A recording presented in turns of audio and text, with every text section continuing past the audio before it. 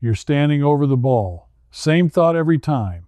That right elbow of yours flies out at the top, your arm disconnects, and the club comes down from the wrong place. The slice returns. The power you know is in there leaks out sideways. I fought that exact move for the better part of 30 years. Then I found something the Japanese worked out 400 years ago, long before a golf club ever touched their soil. It lives inside the way a swordsman brings a blade down. And once you see it, your right elbow starts training itself. There is a manual from 1632 that holds the final piece, and I promise you it works in an ordinary garage this weekend. Let me back up and tell you how I stumbled onto this, because I did not go looking for it. I was on a short trip near Osaka, standing at the back of a small two-tier driving range wedged between apartment buildings. It was raining, the nets were sagging, and there was an old man off to my left, maybe 75, thin as a rake. He could not have weighed more than 140 pounds. And he was flushing the ball, not far by tour standards, but pure. Every strike sounded the same. That clean, compressed click you chase your whole life and hear maybe twice a season. I watched him for 20 minutes, and something did not add up. His backswing was short. His hands were quiet. There was no violent lunge, no big shoulder turn, none of the things I had been told make distance. But his contact was flawless. And then I noticed his right elbow. It never left his side the way mine did. It never lifted, never chicken-winged, never floated away from his body. On the way down, it dropped first, almost like it was falling into his hip pocket, and the club just followed it into the ball. I could not stop staring at it, because that one move, that little drop of the right elbow, was the exact thing every teacher I had ever paid had failed to give me. And this frail gentleman was doing it without thinking, like it was the most natural motion in the world. So I did what I always do when something does not add up. I started pulling the thread, and the thread went somewhere I never expected. Here is the first piece of the puzzle that stopped me cold. I asked around through a friend who translated for me, and the old man did not learn golf as a young athlete. He came to golf late, in his 50s. Before that, for most of his life, he had practiced kendo, the Japanese art of the sword. And when my friend asked him where his golf swing came from, he did not say a coach, he did not say a video, he tapped his right elbow and said one word that got translated as cutting, just cutting. That stuck with me on the whole flight home. Because in the West, we talk about the right elbow like it is a problem to be managed. Keep it in. Don't let it fly. Tuck it. It is always framed as a fault you are trying to prevent. But this man talked about his right elbow as the engine, not a fault to hide, the very source of the strike. And that flipped something in my head. What if we have been fighting the wrong battle this entire time? So when I got back, I dug into Japanese swordsmanship, and that is where the pattern started to reveal itself. There is a document I kept running into, written in 1632 by a sword master named Yagyu Munenori. It is called the Heiho Kadensho, the family transmission of the art of war. This was not some mystical scroll. It was a working manual written by the man who trained the personal guard of the ruling family of Japan at the time. And one idea in it hit me like a cold splash of water. The teaching was that the power of a downward cut does not come from the hands and does not come from the shoulders. It comes from the elbow falling before the hands move. The elbow leads. The hands and the blade are dragged along behind. If you push with your hands first, the master wrote, your cut is weak and your line is broken. But if the elbow drops first, close to the body, the blade accelerates on its own. Now read that again and tell me that is not the exact fault in your downswing. When you cast the club from the top, when you throw your hands at the ball, you are doing the very thing that old sword manual warned against 4 centuries ago. Therefore, the right elbow is not the villain. The right elbow, dropped correctly, is the whole secret. But knowing that and feeling it are two different things. And this is where I hit a wall. Because you cannot just tell yourself, drop your elbow and expect it to happen at 90 miles an hour. I tried. It did not work. There was another layer underneath this one, and it took me months to dig it out. Let me show you what that next layer was, because it is the part almost nobody explains. In Kendo and in the older sword schools, they do not train the cut by thinking about the blade. They train the body to move in a certain order, and the order is everything. The feet and hips settle first, then the right elbow drops toward the ribs. Only last do the hands release through the target, first, second, third, never all at once. And when I filmed my own swing in slow motion, I saw my sequence was completely backwards. My hands were firing first, my elbow was chasing, and my body was just going along for the ride.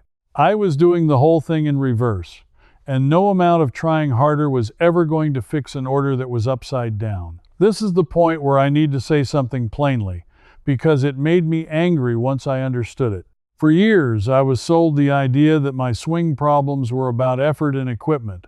Buy the longer driver. Take another lesson.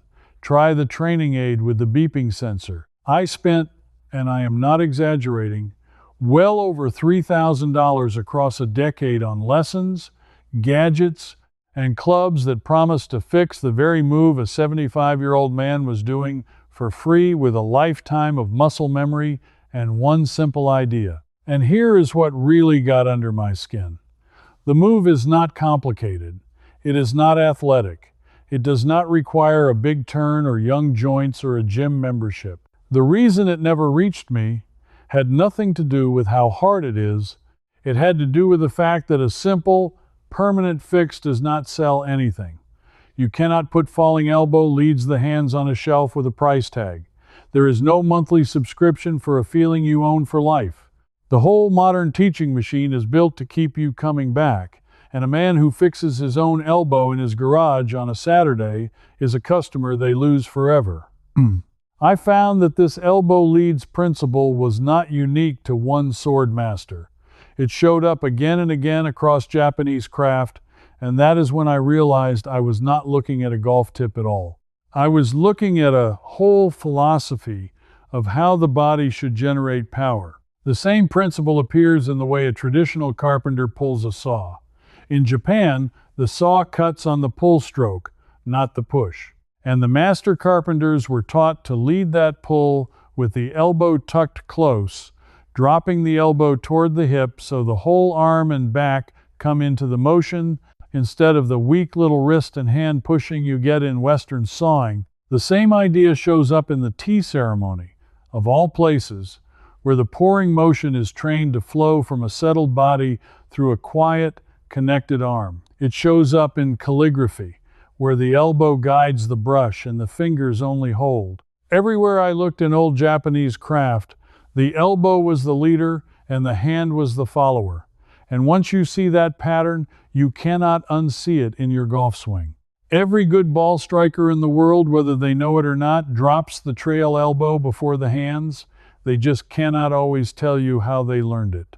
So here is where the science caught up with the 400-year-old manual, and this is the part that convinced the skeptic in me.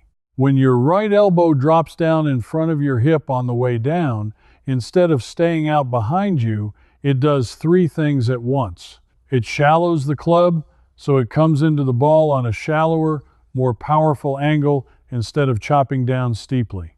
It gets the shaft leaning forward at impact, which is the compression, the click, that pure strike sound the old man had. And it keeps your arms connected to the turn of your body so your big muscles power the shot instead of your small, unreliable hands. Golf researchers who study this with motion sensors have measured the trail elbow of skilled players dropping into what they call the slot, tight in front of the body, while the hands wait. In the average amateur, the elbow drifts away from the body and the hands throw early. That is the difference between a strike and a slice, measured in a lab and described in a sword manual centuries before anyone owned a launch monitor. The old knowledge and the new numbers point at the exact same thing. And that is when I realized I was not looking at a golf tip at all. I was looking at a whole philosophy, one that took me years of digging through old texts and forgotten traditions to fully piece together. If you want to go deeper into this system than a single video can take you, I have laid the entire framework out in my books, Japan Simple, Deep Japanese, and the full system, all available through the link in the description. These are not broad overviews.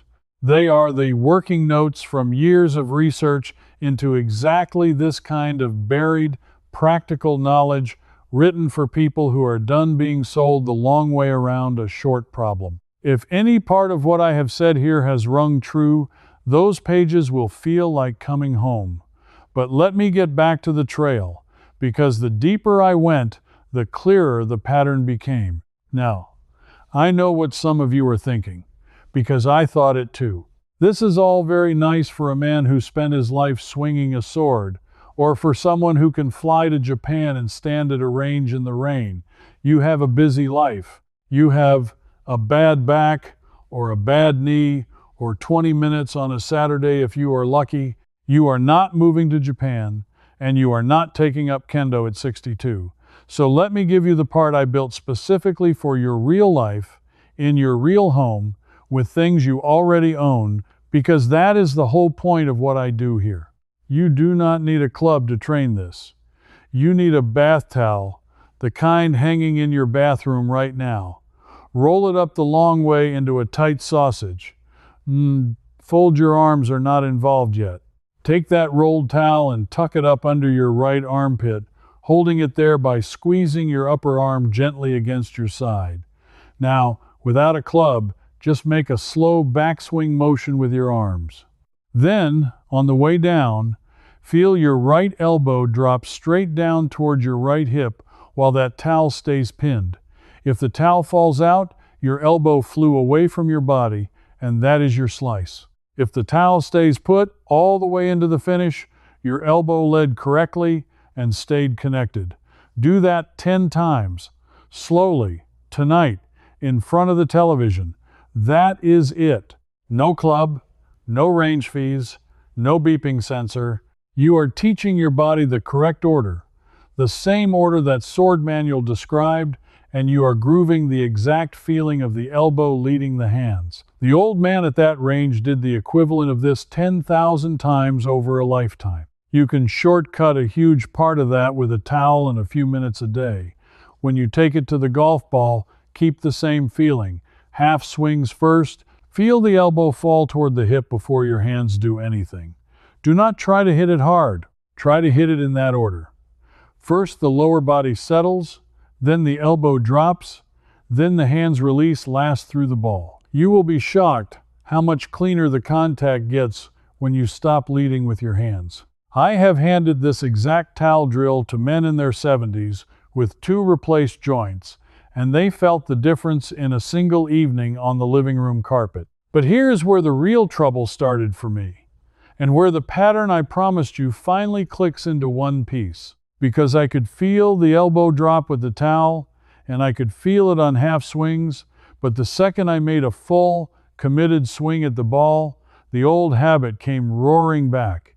The elbow flew, the hands took over, and I could not understand why the drill worked slowly but fell apart at speed. That gap between the practice and the real swing nearly made me give up on the whole thing. I thought I had the answer, and I still could not do it when it counted. So I went back to the source one more time, and this is the finale, the piece I found buried in the old material that no modern instructor ever gave me. It comes from the way the sword schools handled exactly this problem, the problem of a movement falling apart under pressure and speed. Because a swordsman who could only cut correctly when moving slowly was a dead man. They had to make the correct motion happen at full speed, under fear, without thinking, and they had a method for it. The method was this. They did not train the cut going down, they trained the transition. The precise moment when the blade stops going back and starts coming down. In that older teaching, there is a specific instruction. At the top of the motion, before you come down, feel the right elbow already beginning to fall, while everything else is still finishing the backswing. In other words, the elbow starts down first, a fraction of a second before the hands and the shoulders have even finished going up. There is a slight overlap. The bottom starts before the top has stopped. The swordmasters called this not letting the two ends of the motion meet, and they treated it as the single hardest and most important thing to learn. When I read that, I finally understood my problem. I was making a complete backswing, coming to a full stop, and then trying to figure out how to come down correctly from a dead stop. That is why my hands took over. From a standstill, the hands are the fastest thing to fire, so they fire first, and the elbow gets left behind. But if the elbow has already started its drop, while the club is still finishing the backswing, the correct order is baked in before speed ever enters the picture. The elbow wins the race because it got a head start. So here is exactly what to do, and this is the whole pattern assembled at last. Take your backswing to about 3/4, not all the way to a full stop. As your hands are still rising to the top, let your lower body shift toward the target and let that right elbow begin falling toward your right hip. You will feel like the bottom half of your swing has already started while the top half is still finishing. It feels early. It feels almost like a mistake the first 10 times. That overlap is the exact feeling the sword schools drilled for centuries, and it is the missing piece between the towel drill on your carpet and a pure strike on the course. Put it all together and the pattern is complete. The elbow is the engine, not the fault. Just as that sword manual from 1632 taught. The order is feet, then elbow, then hands, never all at once, the same order the carpenters and the tea masters used. You groove the feeling with a rolled towel under your arm at home, and you unlock it at full speed by starting the elbow down before the backswing finishes. The transition secret the swordsmen guarded because their lives depended on it. That old man at the Rainy Range had all 4 pieces without a single lesson, because he had carried them his whole life in a completely different art, and they transferred perfectly to a game he did not even pick up until he was older than most of you watching this right now. I want you to sit with what that means. A frail man in his 70s, who never took a golf lesson, was outstriking men half his age and twice his size, because he understood one principle that a whole industry has spent decades making you believe is complicated. It was never complicated. It was hidden, buried under gadgets and lessons and the simple fact that a permanent fix earns nobody a repeat sale. The knowledge existed 400 years ago. It was written down plainly by a man who taught the guardians of a nation. It faded from view in the West because it could not be sold. A handful of old craftsmen and swordsmen kept it alive in their own arts without ever knowing it belonged to golf too. And now it is sitting in your hands, or rather, in your right elbow. Try it this weekend. The towel tonight, on the carpet, 10 slow repetitions. The half swings tomorrow, feeling the elbow fall before the hands. And when you are ready, the transition, letting the bottom start before the top finishes. Do not try to swing harder. Try to swing in order. The power was never missing. It was just leaking out through an elbow that was flying away from you when it should have been falling toward you all along. Here is what I keep coming back to, the thing I cannot let go of. Somebody quietly took a simple, free, permanent answer and buried it under things you had to keep paying for. And you felt it, didn't you? Every time you stood over that ball, knowing the power was in there somewhere, you sensed you were being sold the long way around a short problem. You were right. You trusted your own eyes. And your own eyes were telling you the truth the whole time. That is who you are. If you have made it this far with me, you are the kind of person who does not swallow a story just because everyone repeats it. You watch, you feel when something does not add up, and you go looking for the real answer instead of the convenient one. That is exactly the instinct that led me to a Rainy Range in Osaka and a 400-year-old sword manual, and it is exactly the instinct that is going to fix your swing where a stack of receipts never could. So let me ask you something specific, and I really do want you to answer this one. When you tucked that rolled towel under your right arm and made your first slow swing, Did the towel stay pinned, or did it fall out on the way down? That one answer tells you everything about where your slice has been coming from all these years. Tell me in the comments, towel stayed or towel dropped, and I will read them. I read every single one on these, because your answers tell me what to dig into next. And this audience does not comment enough, so do me the favor and leave a word, even just two. If this opened your eyes, come stand with the rest of us who are digging these old, buried, practical methods back out of the ground, one at a time, before they are lost for good. Subscribe and stay with me, because the next thread I am pulling is just as good. There is an old Japanese way of gripping the club, connected to the same sword tradition, that quietly cures the death grip strangling your distance without you even feeling like you changed a thing. I found where it comes from, and I cannot wait to show you. But that is for next time. Before you go, let me say one thing. This video showed you what I saw, but inside the Quiet Wisdom Circle, I continue it all the way through. And in there you can ask me your own question, and I answer you myself, not some machine. You won't be doing this alone. Come belong with folks just like you. Just point your phone's camera at the code on your screen, and you can cancel anytime.